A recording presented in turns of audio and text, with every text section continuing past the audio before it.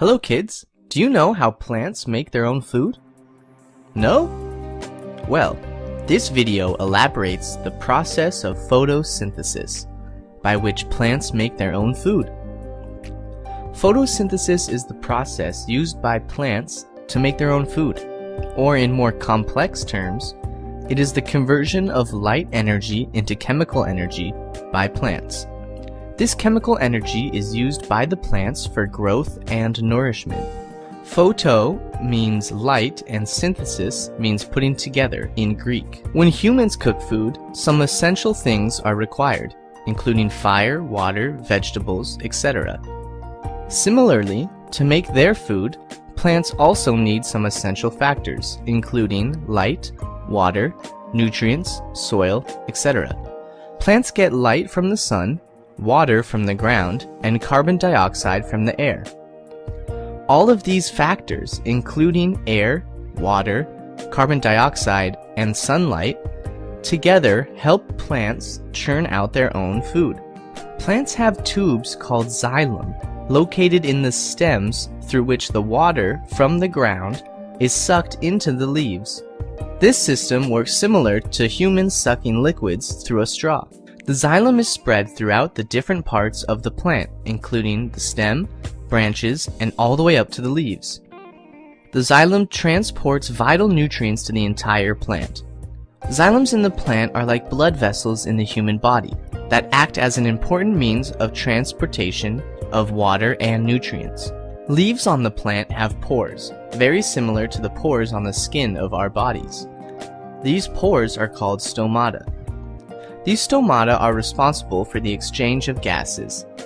The carbon dioxide present in the air, which is responsible for photosynthesis, enters the plant through these stomata.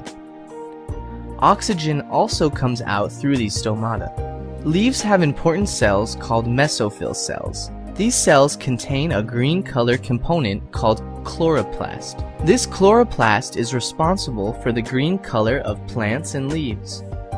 Once the carbon dioxide and the water reach the chloroplasts in the presence of sunlight, the process of photosynthesis starts to take place.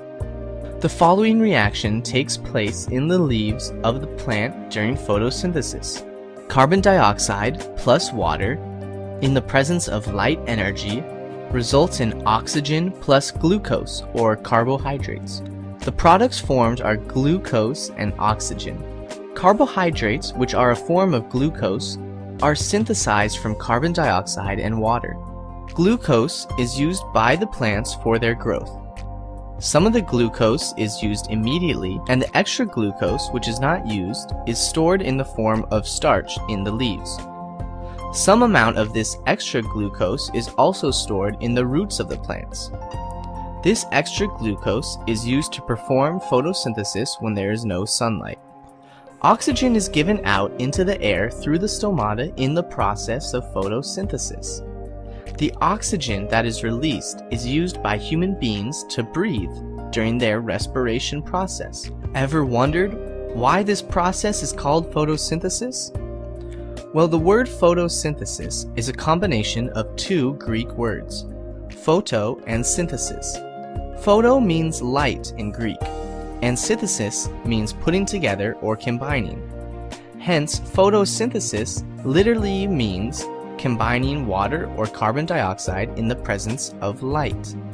So the essential factors for photosynthesis to take place include sunlight, water, and carbon dioxide.